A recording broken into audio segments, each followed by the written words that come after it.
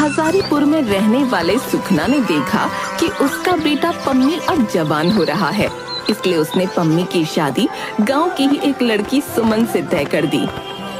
सुखना पम्मी से, मैंने तुम्हारी शादी अपने हरिया की बेटी सुमन से तय कर दी है। अच्छा। नहीं बापू, मैं तो शादी अपने गांव की शब्बू से ही करूंगा। पम्मी ने शब्बू को पहली बार देखा था और तब से ही उसने अपनी सुध बुध गंवा दी थी। एक बहुत पुरानी कहानी कही जाती है कि शहजादे ने नदी में बहते हुए सोने का एक बाल देख सोने के केसधारी सुंदरी के प्रेम से घायल होकर महल की अटारी में उपवास कर लेट गया था। बहुत कुछ वैसा ही हाल पम्मी का भी था। पम्मी की माँ पम्मी से, तो कुछ कहता नहीं तो क्या हम कुछ समझते नहीं हैं? हम तेरे माँ बाप हैं, सब समझते हैं। चेहरे का रंग उड़ा हुआ है, कुछ खोया खोया सा रहने लगा है। तू चिंता मत कर, हमने तेरा ब्याह तय कर दिया है। अब जल्दी ही तेरा ब्याह हो जाएगा। लड़की बड़ी सुंदर है। आसपास के 4 गांव में एक ही लड़की है जो पानी के भरे हुए 3 मटके एक साथ सर पर उठाकर 2 मील चली जाती है। घर का सारा काम संभालती है। यहाँ आ जाएगी तो मुझे भी थोड़ा चैन मिलेगा। आखिर मैं भी तो बूढ़ी हो चली हूँ। पम्मी ने कोई जवाब नहीं दिया और चुपचाप पड़ा रहा। तेरी ये हालत अब मुझे और न देखी जा रही। तुझे क्या पता, रात दिन तेरी ही चिंता खाई जाती है मुझे।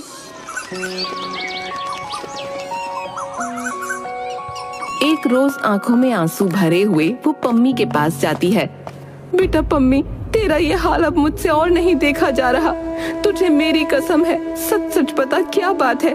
तू हर समय ऐसा खोया खोया क्यों रहता है? तेरी माँ हूँ मैं, मुझे तो तू बता सकता है ना अपने दिल की बात। माँ को रोता देख पम्मी पिघल गया। अम्मा, मैं शादी करूंगा तो शब्बू से ही करूंगा, नहीं तो किसी से नहीं करूंगा। दैया रे दैया, हाय मोरी मैया। बेटा तू जानता है तू क्या कह रहा है? हाँ अम्मा, मुझे पता है कि मैं क्या कह रहा हूँ। अम्मा, मैं शादी करूंगा तो शब्बू से ही करूंगा, नहीं तो किसी से नहीं करूंगा। अपनी पसंद से शादी करना कितनी बेशर्मी की बात है। कितनी बेइज्जती होगी समाज में हमारी, तू जानता है। माँ ने पम्मी को बहुत समझाया, लेकिन उसने फिर वही चुप्पी साध ली। पम्मी के माँ बाप जब पम्मी को आसपास देखते तो शब्बू की बुराई और सुमन की तारीफ करने लगते और आपस में बातें करते। क्या हो गया शोभा चाची को? पिछले महीने तो मुझे मिली थी बाजार में, बिल्कुल हट्टी कट्टी थी। हाँ हाँ मिली होगी, मैंने कब कहा कि नहीं मिली? भला बीमारी होते भी समय लगता है क्या? क्या हो गया था शोभा चाची को? कह रही थी कि पैरों में बड़ा दर्द था, चलना फिरना भी मुश्किल था। अब कैसी है वो? अरे तुम उसको छोड़ो, सबसे बड़ी बात वो ये बता रही थी कि पूरी बीमारी के समय सुमन ने उनका घर संभाला। पानी भर कर लाना, घर की सफाई करना, खाना पकाना, सारा काम उसने किया। अच्छा, वैसे है तो बड़ी भली लड़की, लेकिन शोभा चाची के पड़ोस में तो उस शब्बू का घर है ना, वो नहीं आई उनकी सेवा करने? वो क्या आई सेवा करने? ऐसे तो रोज शोभा चाची के घर जाती थी, लेकिन चाची बता रही थी कि जब तबीयत खराब हुई तो उसने आना ही बंद कर दिया। अच्छा, ऐसी बात है? हाय मोरी मैया, क्या मैं झूठ बोल रही हूँ? मुझे तो चाची ने ही बताया। कुछ काम नहीं करती वो अपने घर में, न जाने कैसे बेड़ा पार होगा उसका। सही कह रही हो तुम। लेकिन पम्मी पर किसी भी बात का कोई असर नहीं हुआ और सुखना को उसकी बात माननी पड़ी।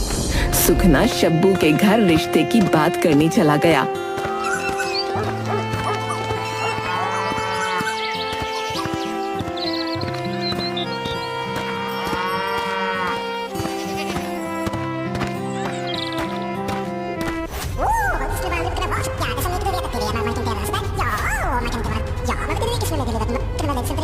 सुखना घर वापस लौटकर आया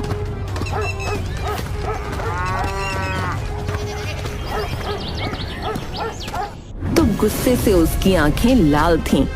पम्मी की माँ दौड़ी दौड़ी आई। पम्मी दूर खड़ा कान लगाए हुए था। पम्मी के पिता फट पड़े। ऐसे नालायक बेटे से तो बे औलाद होना भला था। पम्मी की माँ घबराकर बेटे की बलाई लेते हुए बोली, हाय हाय, क्या हुआ? ऐसी बातें क्यों कर रहे हो? होगा क्या, ऐसे बेशरम लड़के से और क्या उम्मीद की जा सकती है। सारी इज्जत खाक में मिल गई और घर मिट्टी में मिल जाएगा। हाय हाय, क्या हुआ ये तो बताओ, ऐसा क्यों कहते जा रहे हो? अगर ऐसे ही इसके मिजाज थे तो ये किसी और के घर में पैदा हो जाता तो ज्यादा अच्छा था। तुम्हें पता है उस सब्बू के बाप ने क्या कहा? अरे कहा क्या, उसने तो सीधे मुंह बात भी नहीं की और कहता है, सब्बू की बात तुम मत सोचो, मेरी बेटी तुम जैसों के घर नहीं जाएगी। सब्बू को वो ऐसे घर में देगा जहां से उसे 200 रुपए की गठरी बांध कर मिलेगी। पम्मी की माँ आंखें ऊपर करती हुई बोली, क्या कहा? 200 रुपए की गठरी बांधकर? हाय दैया, मैं तो मर गई। तू भी बूढ़ी हो गई। तू ही बता, तूने कभी ऐसा तूफान सुना है? 200 रुपए की गठरी कोई चीज होती है या नहीं होती है? और कौन सा ऐसा बाप होगा जो अपनी बेटी का ब्याह करने के लिए पैसा मांगेगा? अच्छा खासा सुमन से इसके रिश्ते की बात की थी, लेकिन तेरे इस नवाब को तो उस सब्बू से विवाह करना है। क्या कमी है उस लड़की में है? रंग जरा मैला हुआ तो क्या हुआ, औरत तो औरत ही होती है। तुझे उसके रंग का क्या करना है?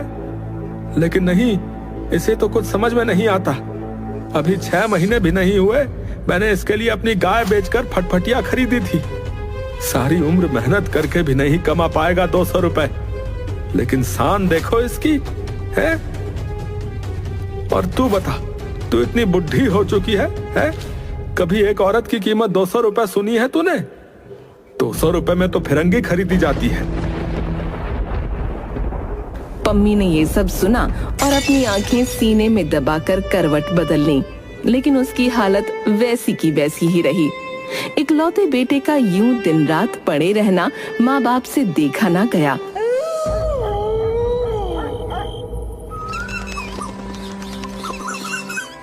ठीक है, हमारा क्या है, हम तो पके हुए फल हैं, कब टपक जाएंगे कुछ नहीं पता। रोजी का सहारा यही भैंस है, ये भी बिक जाएंगी तो फिर खुद फिरंगियों की सड़क पर रोड़ी कूटने की मजदूरी करेगा। हम उसका भाग्य नहीं बदल सकते। लोग यही कहेंगे कि सुखना का बेटा मजदूरी करने लगा। अब उसकी किस्मत में यही है तो मैं क्या कर सकता हूँ।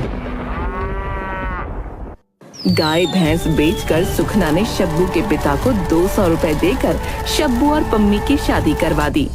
शब्बू को इस बात का बड़ा घमंड था कि उसे 200 रुपए चुका कर लाया गया है। शब्बू के नखरे बहुत थे, सारा दिन सिर्फ बनने संवरने में ही निकाल देती। पानी भरने जाती तो आधा ही घड़ा लेकर लौटती, वो भी बल खाती कमर से। पड़ोस की निरा, ऐसा नखरा ठीक नहीं है, किसी रोज ऐसी मार पड़ेगी कि कमर सदा को लचक जाएगी।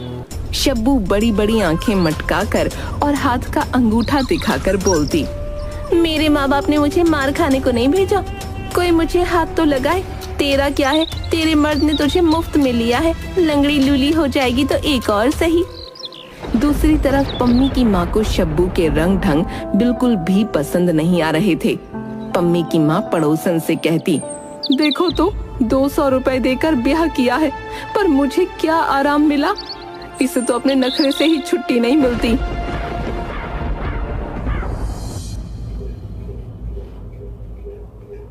जवानी की तेरी उम्र है, कुछ कमाई अब नहीं करेगा तो कैसे निभा पाएगा बता?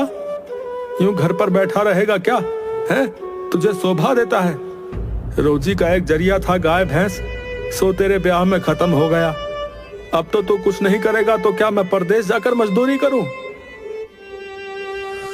पम्मी को काम करने के लिए दूसरे गांव जाना पड़ा, लेकिन मन उसका घर पर ही रहता। काम पर गए पम्मी को सप्ताह नहीं हुआ था कि वो शब्बू की याद में आधी रात में ही अपने गांव को वापस आ गया। 16 मील चलकर उसे आना पड़ा, लेकिन वो घर जाने से डर रहा था। उसने अपने मन में विचार किया,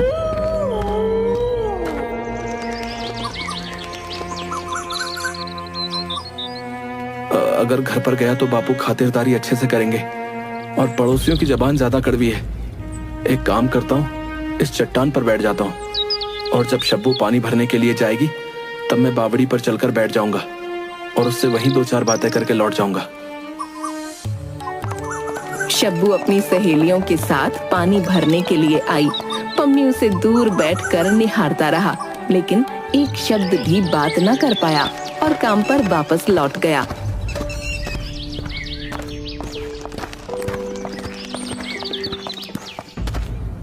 मैं यहाँ परदेश में अकेला मर रहा हूँ और वो महारानी मौज कर रही है।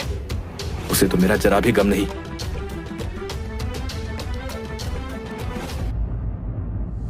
8-10 दिनों के बाद फिर से शब्बू से मिलने वो गांव वापस गया। शब्बू पड़ोस की 3-4 सहेलियों के साथ हंसी मजाक करती हुई आई। पम्मी उसकी बात को कान लगाकर सुन रहा था। एक पड़ोसन शब्बू के गाल छूकर बोली, हाय रे तेरा नखरा, गांव के लड़के तुझ पर जान दे रहे हैं, कसम तेरे सर की। शब्बू के चेहरे पर गर्व छा गया। अब मैं किसी की नजरों को रोक थोड़ी सकती हूँ, आंखें उनकी हैं, जिसे चाहे उसे देखें। हाँ हाँ सही कहा तुमने, तुम रोक नहीं सकती, लेकिन उनके अंदर आग तो तुम ही लगाती हो। शब्बू मुस्कुराती हुई सहेलियों के साथ लौट गई। पम्मी के मन में शक का अंकुर आ गया। वो दिन रात इसी शक को रूप देता रहा। पम्मी ने अपने मन में सोचा, अगर दाल में कुछ काला नहीं होता तो पड़ोसन ऐसी चर्चाएं क्यों करती? और शब्बू भी तो चटक मटक किसके लिए दिखती है? देखो, उसे मेरा जरा भी गम नहीं और मैं मरा जा रहा हूं, लेकिन उसे तो कुछ फर्क ही नहीं पड़ता। कहीं से एक बड़ा हाथ लग जाता और कुछ अच्छे पैसे मिल जाते तो घर वापस लौट जाता। बापू को भी हौसला हो जाता मुझ पर। ऊपर वाले ने पम्मी की बात सुन ली। 150 रुपए कमाई करवा कर घर लौट आया। पम्मी ने शब्बू से पूछा, क्यों, जब मैं यहाँ नहीं था तो तुमने तो खूब मजे किए। शब्बू ने चमक कर पूछा, कैसे मजे? किसके साथ मजे उड़ाती थी? क्यों, गांव में क्या कम आदमी है? खूब सज धज कर पानी लेने जाना होता था तुम्हारा, मुझे सब पता है। मैंने कभी किसी की तरफ आंख उठाकर देखा हो तो मैं मर जाऊं, नहीं तो मुझ पर झूठा इल्जाम लगाने वाला मर जाए। तो बन ठन कर अपना हुस्न दिखाने नहीं जाती थी क्या गांव के लोगों को? मैं क्यों जाऊंगी दिखाने किसी को? कोई मुझे घूरे तो इसमें मेरा क्या कसूर है? तो तू यूं बन ठन कर किसे दिखाने के लिए निकलती थी? मैं क्या करती? क्या मुंह काला कर लूं? मैं जैसी हूँ वैसी हूँ, और तुमने भी तो मेरे रूप रंग को देखकर ही शादी की थी। क्या मुझ में और गांव वालों में फर्क नहीं है क्या? है? मुझे नहीं पता, तुम जानो और तुम्हारा काम जाने। मेरे पास तुम्हारी फालतू बात के लिए समय नहीं है।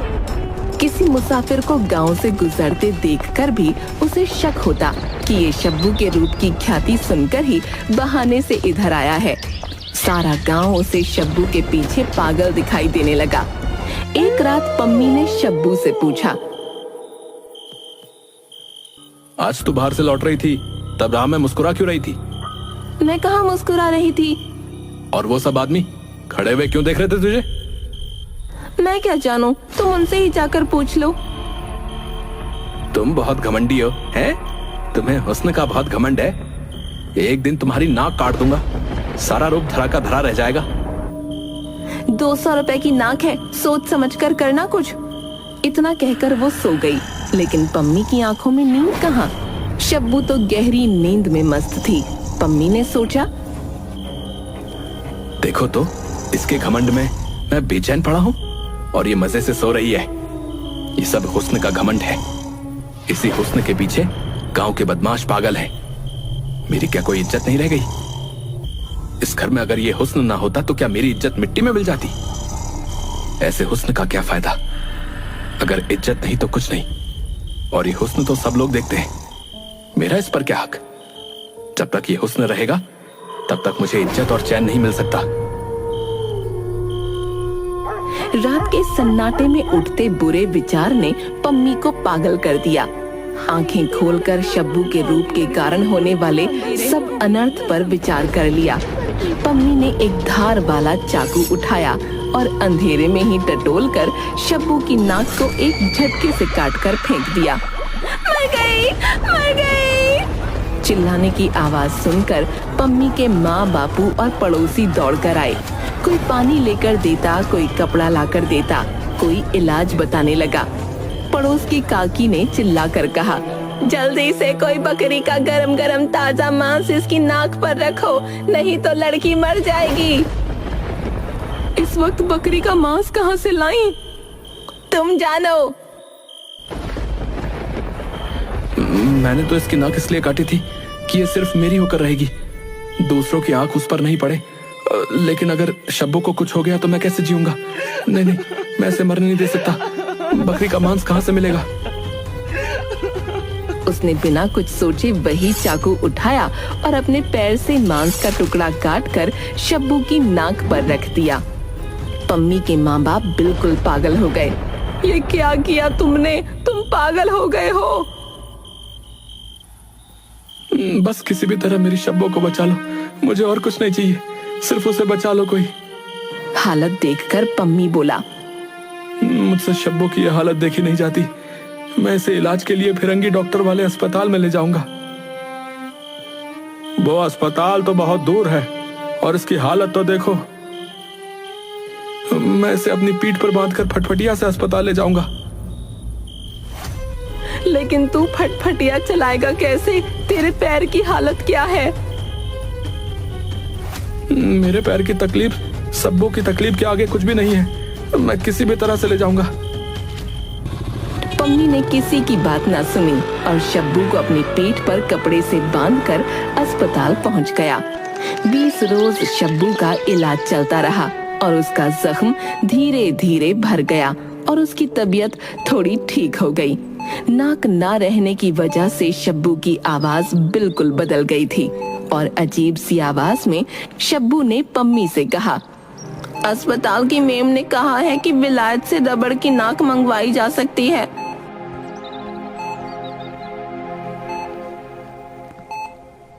बस रहने दो, हमें नाक नहीं चाहिए। मुझे तो बिना नाक के ही भली मालूम होती है। मुझे क्या नाक औरों को दिखानी है? शब्बू उदास हो गई। चलो खाना खा लो। मुझे भूख नहीं है, मैं खाना नहीं खाऊंगी। पम्मी के लिए बड़ी भयंकर समस्या आ पड़ी। उसने सोचा, बुरा हो इस अंग्रेजी मैम का। मैंने एक नाक काटी थी, वो दूसरी बनाने की तैयारी कर रही है। 2 दिन शब्बू ने खाना नहीं खाया तो पम्मी परेशान होने लगा, लेकिन शब्बू तो टस से मस ना हुई। ठीक है, अगर तुम्हारी यही जिद है तो मैं तुम्हारे लिए रबर की नाक मंगवा दूंगा, लेकिन मेरी एक शर्त है। कैसी शर्त? नाक इसी शर्त पर आएगी कि जब कोई गैर मर्द तुम्हें देखेगा तो तुम तुरंत रबर की नाक उतार कर अलग कर दोगी। मरता क्या ना करता। शब्बू के पास पम्मी की शर्त मानने के सिवा दूसरा कोई उपाय नहीं था। उसने पम्मी की शर्त मान ली और पम्मी ने रबड़ की नाक के लिए डॉक्टर साहब के यहाँ 40 रुपए जमा कर दिए। जल्द ही शब्बू को दूसरी नाक उसके चेहरे पर मिल गई।